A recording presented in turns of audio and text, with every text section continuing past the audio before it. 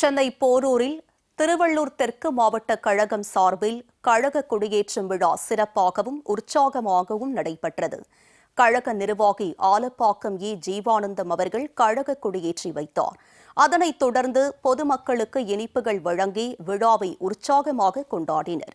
விழாவில் கழக நிர்வாகிகளான பிரசாந்த், ராஜா, ஜெயசீலன், அப்துல் காதர், ஆறுமுகம், பஷீர், திலகர், பரமசிவம், அலாவுதீன், பாலமுருகன், சம்சுதீன், மஞ்சுளா, நாராயணன், காஞ்சனா, சாந்தி, அமுதா, வெங்கடேஷ், சாந்தகுமார், பூங்காவனம், சாம்சன் உள்ளிட்ட பலர் கலந்து கொண்டனர்.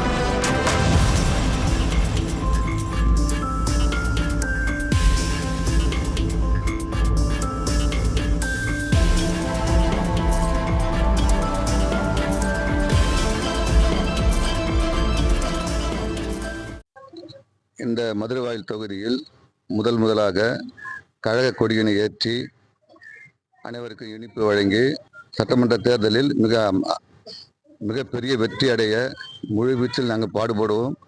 அதே போல் அனைத்து தொகுதியினுடைய அனைத்து பகுதிகளுக்கும் சென்று ஒவ்வொரு நகர் வாரியாகவும் தெரு வாரியாகவும் எங்களுடைய கொடியினை ஏற்றி மக்களை சந்தித்து வருகின்ற 2026 தேர்தலை மிகப்பெரிய சின்னம்மா அவர்களுக்கு தேடி தருவோம் என்று எல்லோரும் சபதம் ஏற்கின்றோம்.